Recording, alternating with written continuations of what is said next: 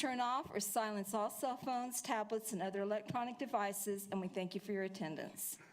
This meeting of the Board of Trustees is called to order at 6:05 p.m. We have a quorum with Charlie Bustillos, Richard Cudier, Sotero Ramirez, Cruz Ochoa, Kathleen Luceto, Mike Rosales, and myself, Connie Woodruff. It is my pleasure to introduce our Eastwood High School JROTC. You go ahead. Don't you? Doesn't he have a scripture?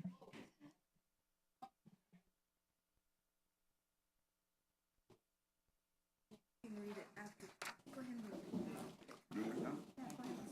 If I may have your attention, the colors tonight are being presented by the Junior ROTC Color Guard from Eastwood High School. The Color Guard commander is Cadet Marian Montes.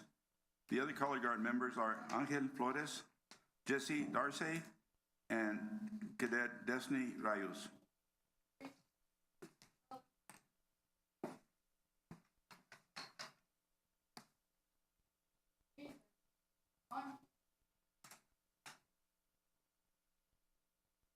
Ladies and gentlemen, please join me in the Pledge of Allegiance.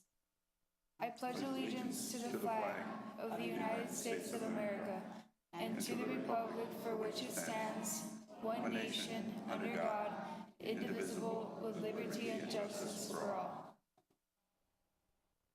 And now please join me in the pledge to the Texas flag. Honor to the Texas flag. I pledge allegiance to thee, Texas, one state, under God, one and indivisible. Please join me in a moment of silence.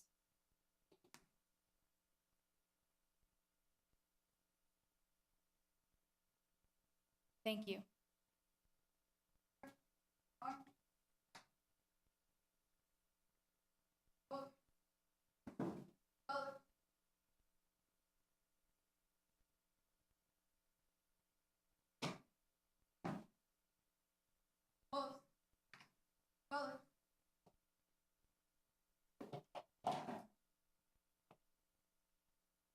Breathe.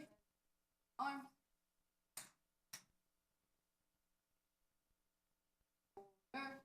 Arms. Color guard. Reform.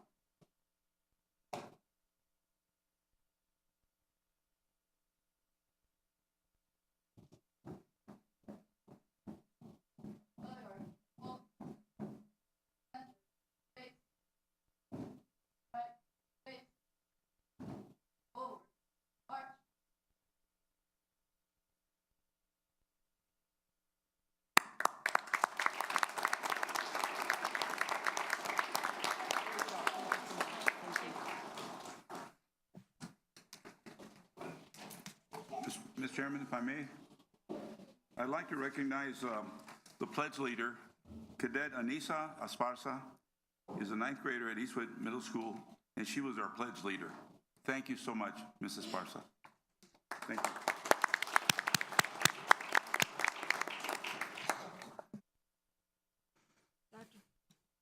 Dr. Delatorre, do we have recognitions? Yes, Madam President, members of the board, at this time, I'd like to turn it over to our Chief Communications Officer, Ms. Patricia Ayala, and she will make the presentations. Good evening, Madam President, members of the board, Superintendent De La Torre. We have 3 recognitions for you this evening. At this time, we ask that you please come to the front of the dais for the presentations. Yes. Audience members, please remain seated until all recognitions are complete.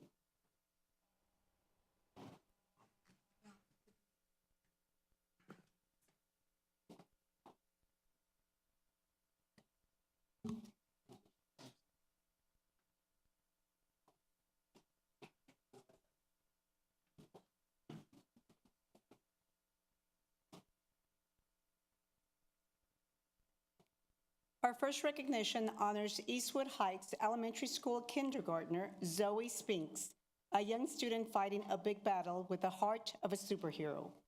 Despite her tender age, Zoe already has years of experience raising awareness and money to fight cystic fibrosis, a rare genetic disease that she's been diagnosed with. While most adults might feel defeated or helpless after receiving this kind of diagnosis, Zoe's realization of her illness has only inspired her to make the world a better place. She's an active spokesperson for the Cystic Fibrosis Foundation, created by her mother to support El Pasoans with this disease. Locally, Zoe helps promote the nationwide Great Strides Walk, the largest fundraising event for cystic fibrosis. She has recorded public service announcements about her disease, made public presentations, conducted media interviews, and distributed flyers to raise awareness for the Great Strides Walk. On the day of the event, Zoe not only rolls up her sleeves to help with the setup, but she participates in the event with her team called Zipping for Zoe, which has raised more than $30,000 in the past 4 years. In addition, Zoe goes the extra mile to help others in need. She's gone so far as to try to donate her allowance to a homeless woman she once saw in a wheelchair. Instead, Zoe and her mother decided to create care packages with toiletries, socks, granola bars, and peanut butter crackers, which Zoe hands out to the homeless at stop signs. She also performs community service through her Girl Scout troop, and she recently won the Extraordinary Eagle Award at Eastwood Heights for demonstrating kindness in all she does. Although she's very young, Zoe has already proven that she is more than capable of making a profound difference in other people's lives. Ysleta ISD is proud to honor Zoe for her outstanding public service. Ladies and gentlemen, please welcome this month's President's Award winner, Eastwood Heights Elementary School Kindergarten, Zoe Spinks.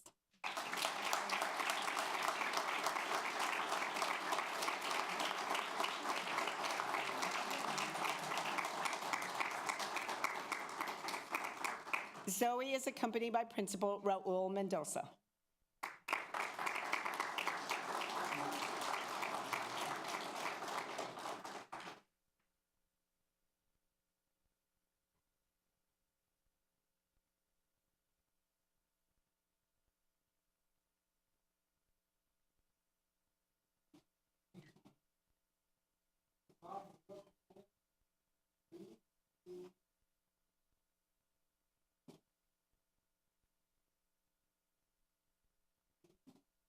Hold it.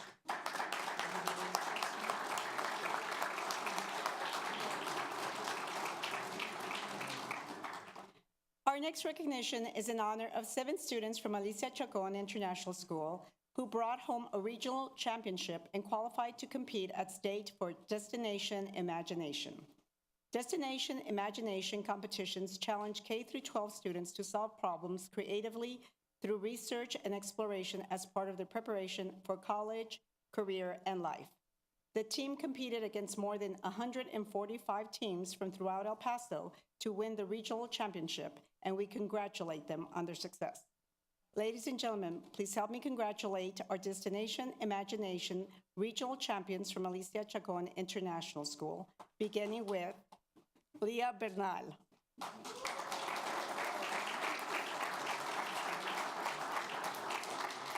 Leilani Famaligi.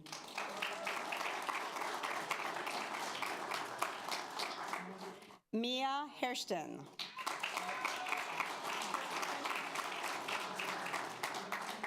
Ember Padilla.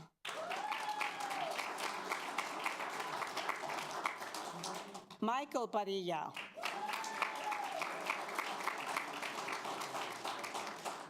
Mia Puga. And Juliana Robali. Students are accompanied by coaches Ms. Alicia Lopez, Ms. Thelma Fox, and Ms. Dolores McCary, and Principal Ruben Cadena. Thank you.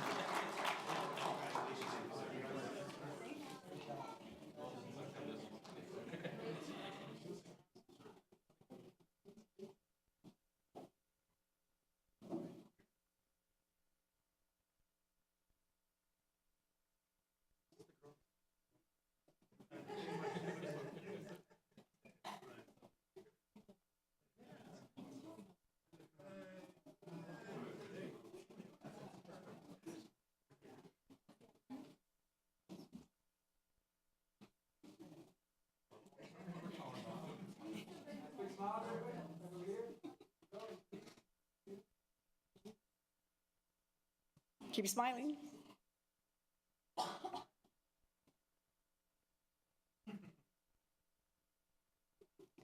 Let's hear it again for our Destination Imagination champions.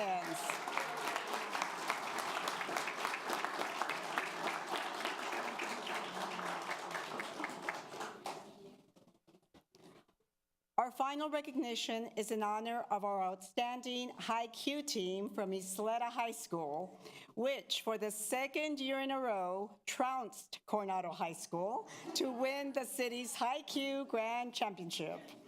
This victory is particularly triumphant and emotional. One of Ysleta's High Q team, which began the year with a heartbreaking loss of longtime coach and former Texas Teacher of the Year, Mr. Paul Kane, who passed away in August.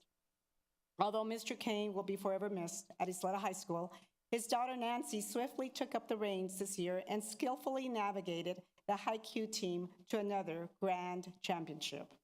The team now advances to the High School National Academic Championship Tournament in Washington, D.C. in May, where they will be quizzed on topics covering the entire spectrum of the high school curriculum, as well as current events, sports, and popular culture. Expect Game of Thrones. We congratulate them on their hard-earned victory and wish them the best of luck at Nationals next month. Ladies and gentlemen, please help me welcome the 2019 High Q Grand Champions from Ysleta High School, beginning with Team Captain Nathan Da Silva.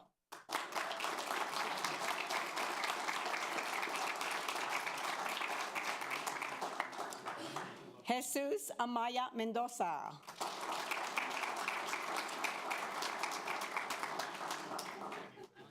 Paola Bermudez.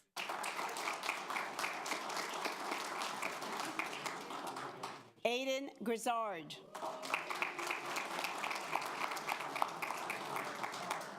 And Malachi Gonzalez.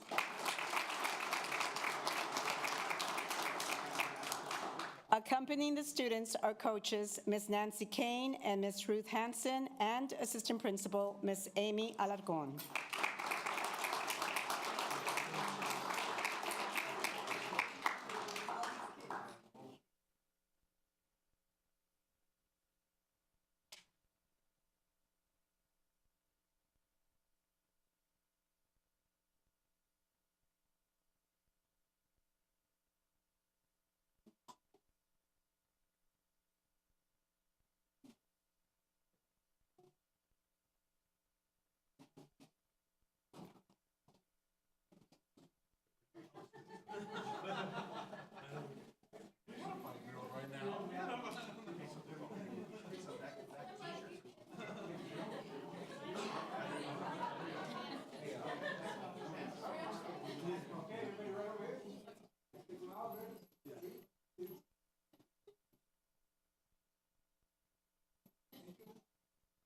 Let's hear it one more time for our High Q Grand Champions.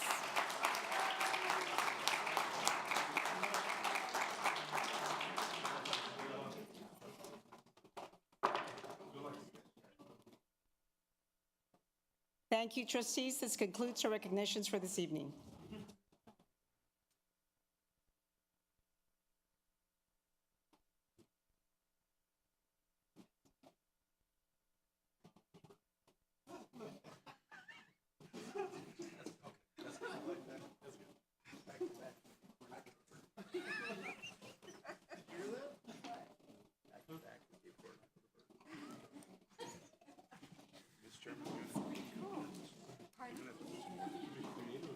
I'm sorry, did you? You're gonna have to put some order in. I know, it's very difficult.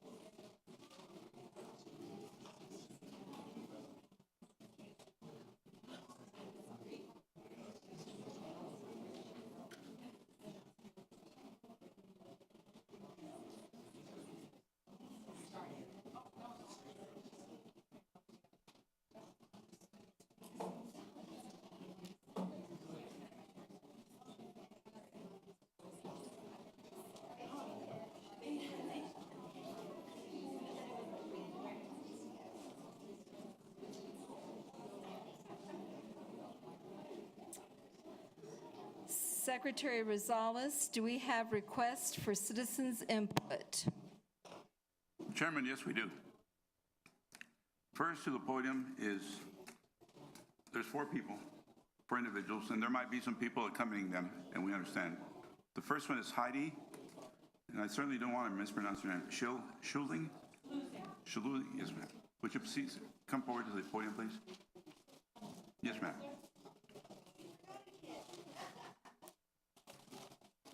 I'm being timed, okay. All right. I have copies of what I'm saying here. I don't know if you want it now or you want it later, or you want me to email it to you, or...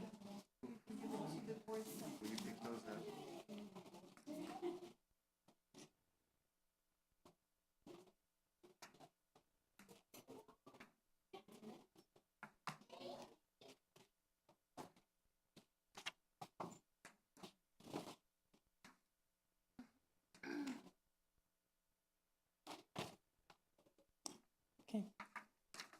No? Yes, ma'am. Good evening. My name is Heidi Slusing. I'm here on behalf of my grandson, Trent Herrera, from Valle Verde Early College. Thank you for your time for allowing me to express my concerns about an unjust decision on an appeal on March 25th. My grandson was invited to attend Valle Verde Early College as he has been in the Junior National Honor Society and a gifted student. He has hundreds of community service hours, volunteering for our church pantry, for the El Paso Pug Rescue, and he's been a Boy Scout since he was little to present day. He is a child who looks forward to going to college and making something of himself. First and utmost, Trent has never been into trouble before. This all started when he was informed by a teacher at his school that the school administration was out to get him, and this is what the administration does to weed out students who are not making the grade and tarnish the school's blue ribbon status. The teacher told him he was being accused of looking like he was under the influence of drugs. Trent was prescribed contact lenses last semester. This information was given to him 2 weeks prior to his being pulled out of class. When Trent heard of this false accusation, he immediately took initiative on his own to go to the office to clear his name. He never got a straight answer from the principals, but clearly the principals wanted him out because he was not making the grades. Later, on February 25th, Trent was pulled out of class and with another classmate, and they were searched and handcuffed and then transported by El Paso Community College police to the college for further interrogation. A report was written by Valle Verde Early College indicated that an alleged anonymous tip. I have documentation from YISD indicating that there has never been an anonymous tip through an open records request. On the police report, the El Paso Community College, it says that Trent is only a person of interest, IO1, and he's not an offender of OF1. It was founded by the El Paso Community College Police that there was nothing incriminating, so they immediately released him to his mother. My grandson suffers from anxiety and also noted in the police report. Due to this wrongful accusation and placement, leaving him more anxious, Trent's doctor prescribed Prozac, an anti-anxiety antidepressant. Trent is not violent. He's never been in possession of any illegal drugs or contraband. He's never made any terroristic threats. He does not belong at Cesar Chavez. He should not be punished for false accusations. This is Holy Week. I am trusting you to look over and carefully consider overturning this appeal. Let your conscience be your guide. It is punishment enough for being suspended for 3 days and being expelled from Valle Verde Early College. You have the power to make or break this child. Your decision is detrimental to Trent's future, and it's time to clear his record from any wrongdoing and get him immediately back to the regular schools where he belongs. Again, I appreciate your time and caring enough to listen. Please carefully consider the new evidence for overturning this appeal decision. Thank you. Thank you very much, ma'am.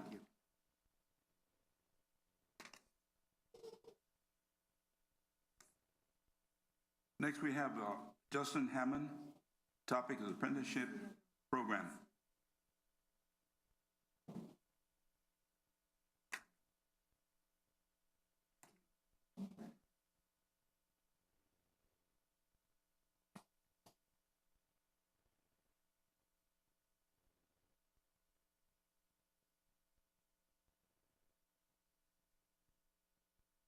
Yes, sir. Good evening, Madam President, members of the board. My name is Justin Hammond. I'm from El Paso, Texas originally. I'm a fifth-year apprentice in the YISD. I'm an elevator mechanic, and I just want to stress to you the importance of the education that the apprenticeship program has provided me. I've been going to school for 5 years now that the IUEC pays for, while I'm working, so I'm earning a living. The apprenticeship stresses the importance of the safety, not only for while I'm performing the work, but for the public that I do a service for. It's given me everything in life. I was headed down the wrong way, and once the apprenticeship was put in my path, it's changed my entire life. I'm able to take care of my family finally. I'm able to do everything that people said would never happen for somebody like me. And I purchased a home, I paid off vehicles, $20,000 in credit card debt. The apprenticeship is what initially got me started and continues to keep me on the right path every day in life. And I can't just stress to you that the education continues with the apprenticeship. We have 6 accredited colleges that you can go to if you choose to when you're done, and the education just keeps going and going and going. So I would just hope that you would keep the apprenticeship programs in mind for the younger generation that's coming in, because these kids need something to give them more than just, hey, go to college and incur massive amounts of debt. You don't incur massive amounts of debt with apprenticeships. They teach you while you're working, and it's something that you can't just look over, and that you should start in your school systems and have everything going for you and for them. And I guess that's all I've got to say. Thank you. Thank you so much, sir. Appreciate you being here.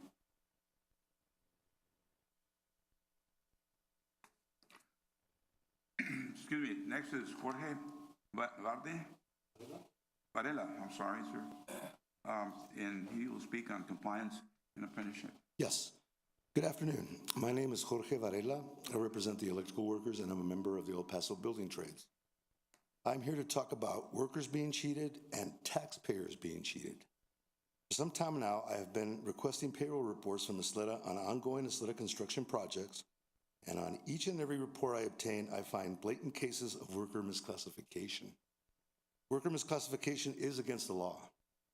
My follow-up visits and emails to the district concerning these reports have not seemed to have generated much interest or concern with the powers that be at the district. That is why we have chosen to present our case to the board. My reports to Ysleta Independent have all been very detailed and show all cases of misclassification with dates and names clearly marked and explained. These examples clearly show worker misclassification. Our office also assisted 2 electrical workers in filing complaints with Ysleta. One of these workers has already settled with a general contractor at the Ysleta project he was working at. The other worker we assisted has yet to be contacted by the district. Many electrical contractors currently doing work at your district have engaged in worker misclassification for a long time. This very real and ongoing practice by many electrical contractors could be effectively stopped by implementing stricter language in Ysleta's construction projects. Penalizing these contractors with stiffer fines and loss of bidding rights would be one way to curtail this problem. The current penalties amount to no more than a slap on the wrist. Implementation of apprenticeship language would also go a very long way towards ending misclassification. YISD, City of El Paso, County of El Paso, and the Housing Authority all have apprenticeship language in their construction projects. At last night's meeting for Socorro Independent School District, the board voted yes on a resolution to add apprenticeship language to their construction projects. And EPCC is currently in the process of adding this language to their construction projects. It is a proven fact that apprenticeship graduates receive better all-around training, which includes extensive safety training. Why would Ysleta be so dead set against having apprenticeship language in their construction projects? The IBW and the El Paso Building Trades would be more than willing to sit down with Ysleta and try to find a solution to this problem, and of course assist in drafting a resolution to help out. Thank you for your time. Thank you so much, Mr. Varela. Next, we have Leticia Markham, who would also comment on compliance and apprenticeships. Good evening, Mr. Superintendent, President, and board members. My name is Leticia Markham, President of the El Paso Building Trades. I am here to plead with the board to start discussion on adopting a resolution that requires all new projects to have apprenticeship language that is approved by the Department of Labor. It only makes sense to adopt a resolution if YISD is serious about training and giving a set skill set to any apprentice that works on any YISD projects. Apprenticeship helps business develop highly skilled employees. Apprenticeship programs also reduce turnover rates, increase productive, and lower the cost of recruitment. Additional benefits include customized training that meets industry standards, tailored to the specific needs of the business, and results a highly skilled employee.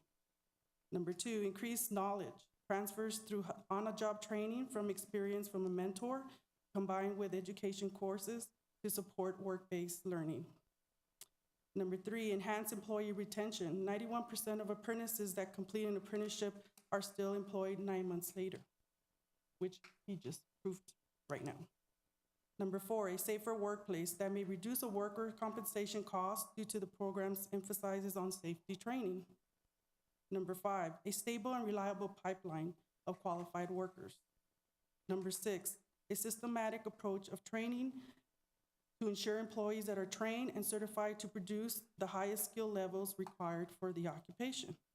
But not having set resolution is creating a pathway for some contractors to misclassify workers and not pay the proper wage.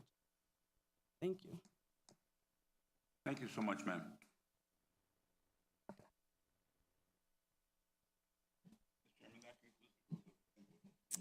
Thank you.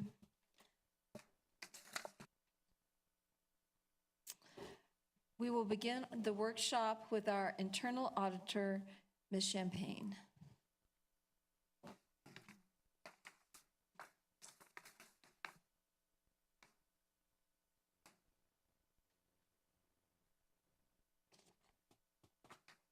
Good evening, President, all board members, and Superintendent Champagne. Do you have any question on the package sent last Friday?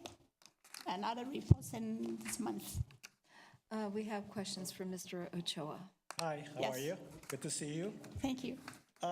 It's just that I noted that on, if you have it, audit, internal audit report, and let's see, follow-up on Ysleta High School.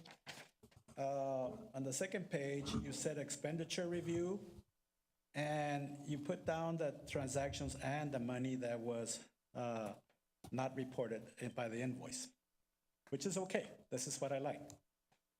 On the other one, this was on Del Valle. It was the same topic, expenditures, but you didn't put any dollar amount. Why is that? Was Del Valle earlier, issued there earlier? I think after I issued it, I realized I forgot to put the dollar amount. Oh, okay. Because that would make, depending on how much the amount was, that makes it, to me, is it something that we should look at or, be watchful of, or something that, okay, it was just an oversight? Okay, so please. I can, this Friday, I'll put in the dollar amount I'll revise the report. Yeah, I just want to be consistent on what you report to us so I can look at it right away and understand what you're trying to present to the board. Yes, I'll look over everything and put the revised one this week. Okay. My other topic would be on the audit monthly summary report. Yes, sir. Okay. There's a lot of topics here. A lot of it is the hotline. Then you have the project tracking and all this. And when you have it here, like in, let me see. When you have it, it's mostly on the project tracking. When it says completed, yes, and there's nothing else been on there, there's some of them that are kind of being repetitive over the months. If it's completed and closed, can you put them like in an archive or something and take them off this? That way we can concentrate on the items that are still pending or new items. Do you understand? Yes. Okay. And that would make it less paperwork, and I could focus on what is it that you're presenting to us instead of trying to go over the items that are already been completed and closed. I understand those are important, but I'd rather have them archived and not be part of this package. Okay. And have them readily. If we ever need to have access to them, then we call you, or we have somewhere we can go get it.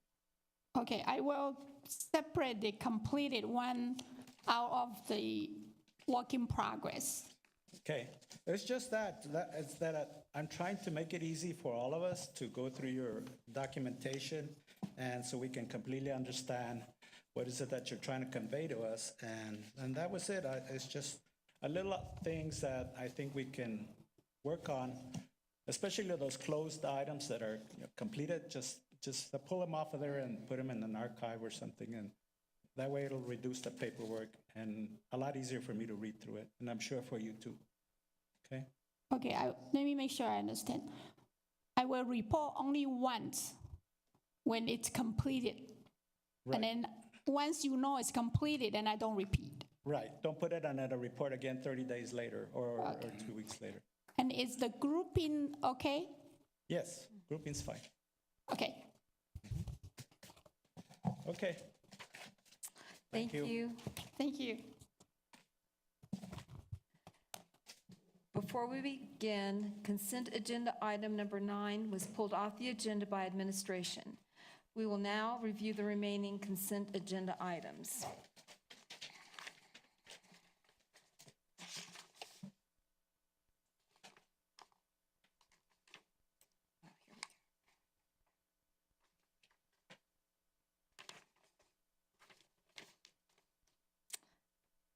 Consent agenda item number 1, Board of Trustees Workshop, March 11th, 2019 at 6 p.m.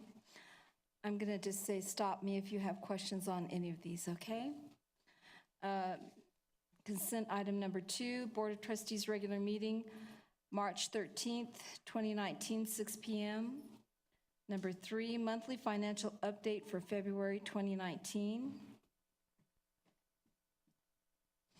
Number 4, budget reclassification requiring board approval. I have a question on that. And it's pretty much clear well, it's not that clear, but that's why I'm asking.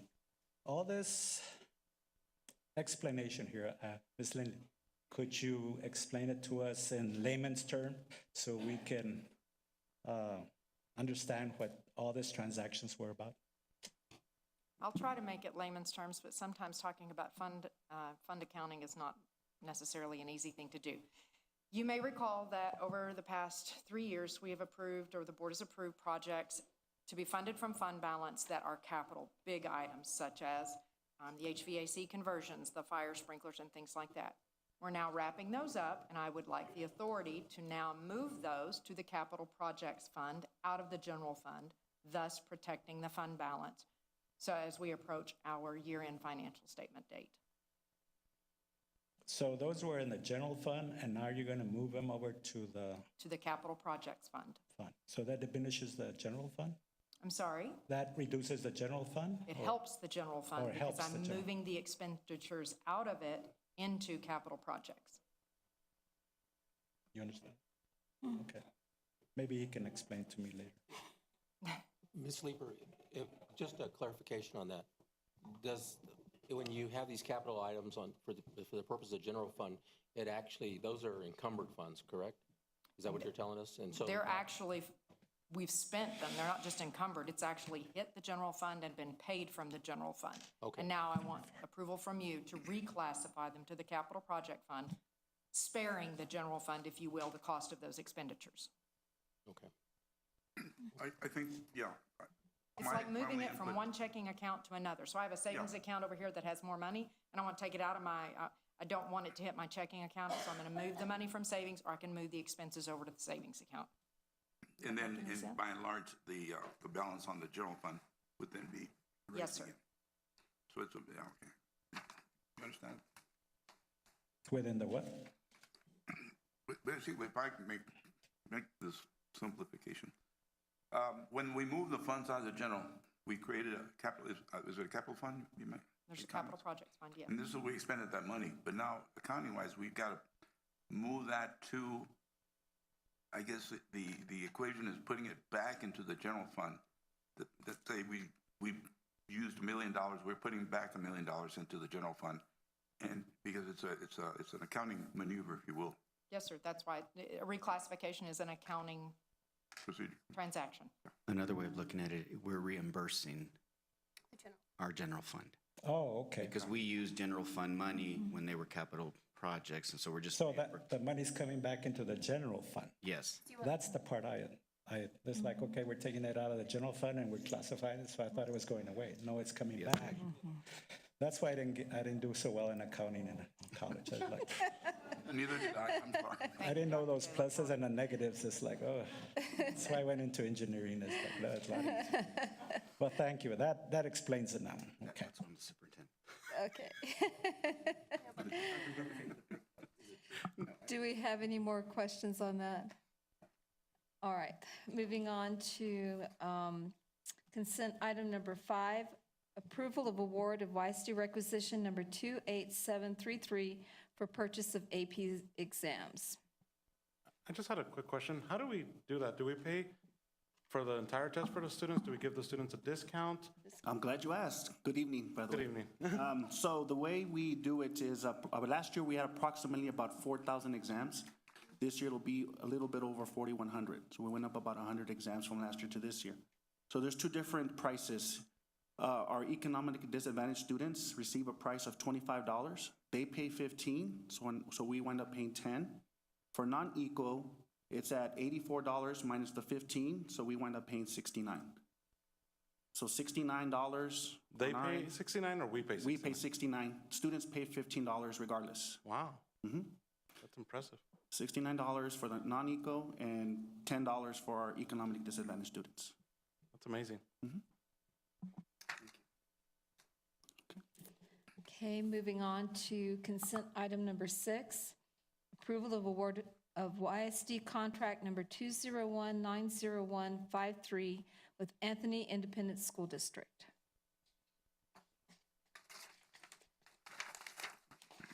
Consent item number 7, ratification of award of YISD contract number 201-90154 with Region 19. Consent item number 8, instructional materials allotment with TEKS certification form. And number 9 has been pulled off the agenda. Number 10, policy CQ local technology resources. You want to go back to 8? I'm sorry. We're going back to 8. I noticed that there was an addendum up here on the dais. Yeah. Changing the date on that. So do we have to, can we just vote on it and consent with a change on the date, or do we have to move it to the action items? That's actually just, it's a typo in the rationale. Okay. So we're good with the recommendation. Oh, yeah, I noticed that typo when I was reading through it. Yeah. Okay. You can vote on it just like it is in the motion, because the motion doesn't recite the date.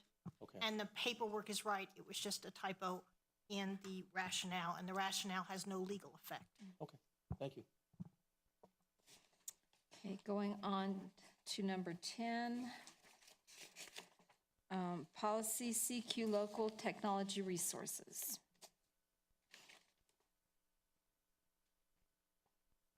Okay. Going back then, that's the review of our consent agenda items. Now, it's time for us to read something very exciting for all of you. I hope you don't go to sleep when I read this, because it's a very long document.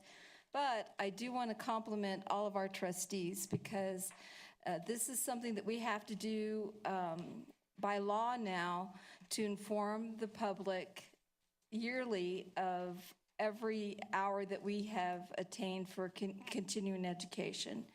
And it has to be done a certain time before elections and before things like that, so that constituency can know that we are keeping up with our learning and doing the things we need to do. So, and this is really a good report, because it shows that all of us are doing a great job at that.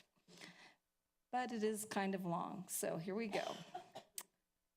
Under State Board of Education rule, completing required continuing education each year of service is a basic obligation and expectation of any sitting board member. As board president, I'm required to announce the name of each member who, as of that member's anniversary of election or appointment to the board has completed the required continuing education, has exceeded the required continuing education, and is deficient in meeting the required continuing education. There are 4 tiers or categories of board member continuing education.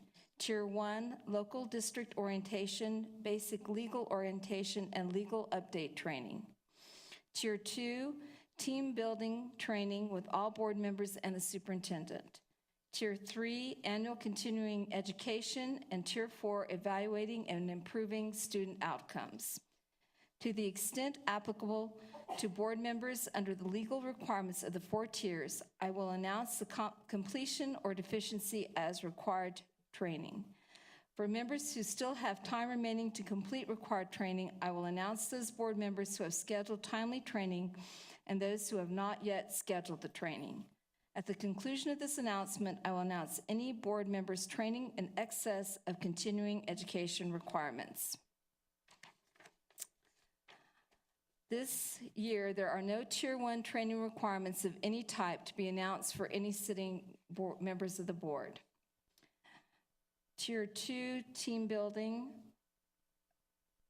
The following board members have completed the required team building training: Charlie Bustillos, Richard Cudier, Sotero Ramirez, Cruz Ochoa, Catherine Luceto, Mike Rosales, and myself, Connie Woodruff. The following board members have completed Tier 3 annual continuing education requirements: Charlie Bustillos, Richard Cudier, Sotero Ramirez, Cruz Ochoa, Catherine Luceto, Mike Rosales, and myself, Connie Woodruff. And Tier 4, evaluating and improving student outcomes training. The following board members have completed the following training on evaluating and improving student outcomes: Charlie Bustillos, Richard Cudier, Sotero Ramirez, Cruz Ochoa, Catherine Luceto, Mike Rosales, and myself, Connie Woodruff. Exceeding required continuing education. Board member Charlie Bustillos exceeded the required amount of required continuing education training by 4 additional hours. Board member Richard Cudier exceeded the required amount of required continuing education training by 13 additional hours.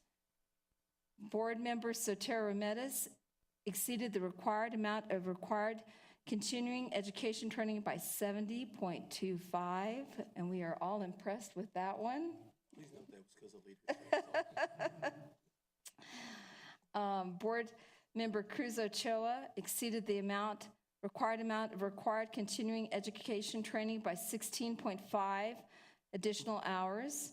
Catherine Luceto exceeded the required amount of required continuing education training by 20.25 additional hours. Board member Mike Rosales exceeded the required amount of required continuing education training by 29.25 additional hours. And board member Connie Woodruff exceeded the required amount of required continuing education training by 22.75 additional hours. The last part of this just says this document is continually updated and references to online resources are hyperlinked, and then it has a link for that I'm sure if anybody's interested, they could get. Yeah. And that's that. Okay. The order of business shall be as set out in this posted agenda unless changed by consensus of the board. Are there any items you'd like to pull off the consent agenda for a separate vote? Thank you. The agenda will be considered the consensus of the board. Oh, I'm sorry. Go ahead, Ms. Luceto. I would like to abstain from approving the minutes because I wasn't present last meeting, if that's okay. That's fine. Well, then we'll have to pull it. We need to pull it off. She's not legally required to abstain Okay. from that. Okay, thank you. Okay, all right. So we're all, okay. The order of the agenda has been approved.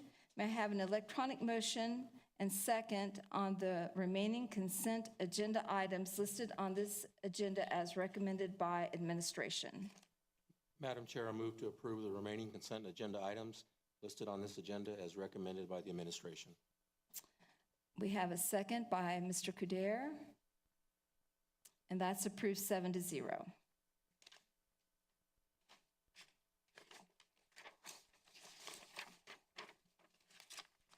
I think that's it. So now, may I have a motion to adjourn? Thank you.